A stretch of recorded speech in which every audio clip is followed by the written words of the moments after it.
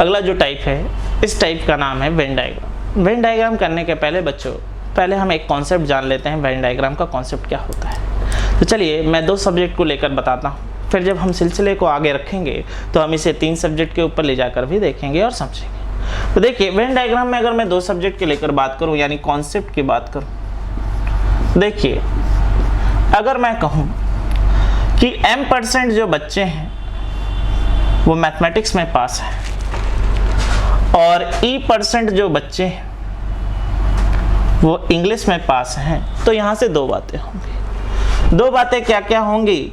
कई बच्चे जो होंगे वो सिर्फ और सिर्फ मैथ्स में पास होंगे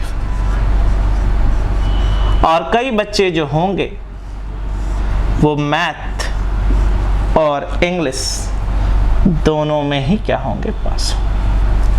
उसी तरीके से अगर मैं इंग्लिश के परसेंटेज की बात करूं तो ये भी 2 ग्रुप में बढ़ जाता है।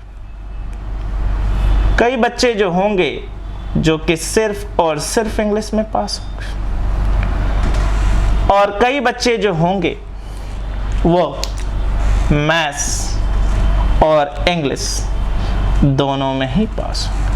तो अब अगर मैं इसके वेन डायग्राम की बात करूं तो कुछ वेन डायग्राम इस तरीके से बनेगा। अगर मैं इस सर्कल को ले लूं कि ये जो सर्कल है ये मैथमेटिक्स का सर्कल है, यानी इतने % बच्चे मैथ्स में पास हैं, और ये अगर मैं सर्कल ले लूं ये इंग्लिश का है, इतने % बच्चे इंग्लिश में पास हैं, तो आप देख सकते हैं कि ये जो पोर्शन है, ये पोर्शन सिर्फ और सिर्फ किसके लिए है? ओनली मैथ्स के लिए।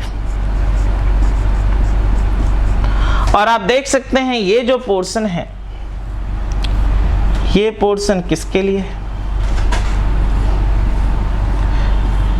ओनली इंग्लिश के लिए। और बीच वाला जो पोर्शन है जिसमें मैथ्स भी है और जिसमें इंग्लिश भी है, ये किसका पोर्शन है? ये मैथ्स और इंग्लिश दोनों के लिए। तो जैसा कि आपने देखा बच्चों के इस तरह के कॉन्सेप्ट में हम क्या करते हैं कि अगर 2 सब्जेक्ट की बात हो जाए तो 2 बातें होती हैं। एक ये होती है कि अगर मैथ्स में मैं कहूँ कितने % बच्चे पास हैं, तो 2 बातें हैं कि इसमें से कई लोग होंगे जो सिर्फ मैथ्स में पास होंगे और उनमें से कई लोग होंगे जो दोनों सब्जेक्ट में क्या होंगे? पास होंगे। इंग्लिश की परसेंटेज की भी बात की जाए तो इनमें से कई लोग होंगे जो सिर्फ और सिर्फ इंग्लिश में पास होंगे, इनमें से कई लोग होंगे जो इंग्लिश और मैथ्स दोनों में ही पास होंगे। यानी वेन डायग्राम से भी अगर हम देखें तो ये पोर्शन हमारा सिर्फ ओनली के केस में जाता है, केवल और केवल।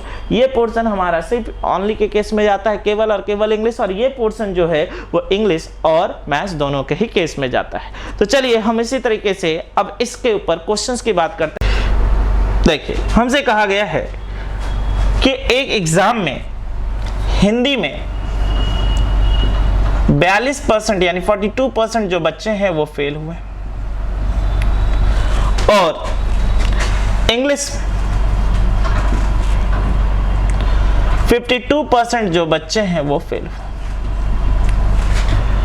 और हिंदी और इंग्लिश में फेल होने वाले बच्चों का जो कुल परसेंटेज है वो कितना % है बच्चों? 17%। तो चलिए हम सवालों को करते हैं और देखते हैं। तो चलिए वेन डायग्राम के अनुसार अगर हम यहाँ पर करें तो देखा जाए ये जो पोर्शन है, इस पोर्शन को हम ले लेते हैं हिंदी का परसेंट और इस पोर्शन को हम ले लेते हैं इंग्लिश का परसेंट। तो जैसा कि आप देख रहे हो कि हिंदी में 42% है और इंग्लिश में 52%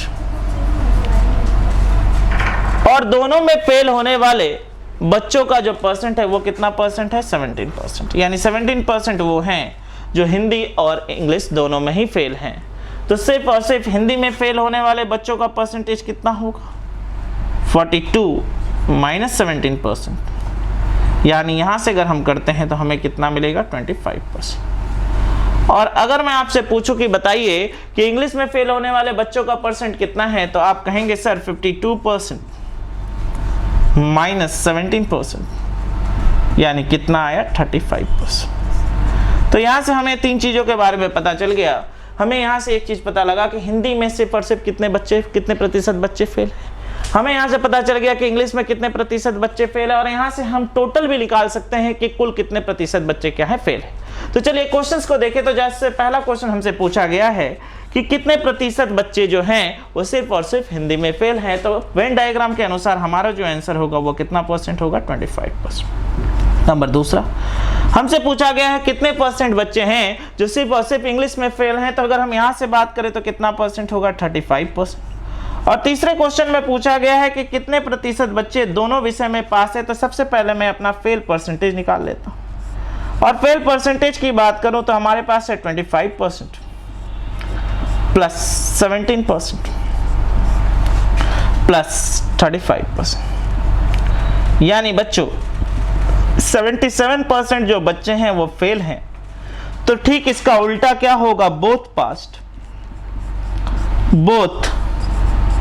past percentage equal to 100% minus 77%। यानी यहाँ से अगर हम सॉल्व करेंगे तो हमारा जो आंसर होगा वो कितना होगा, 23%। यानी 23% बच्चे ऐसे हैं जो दोनों विषयों में क्या है, फेल है।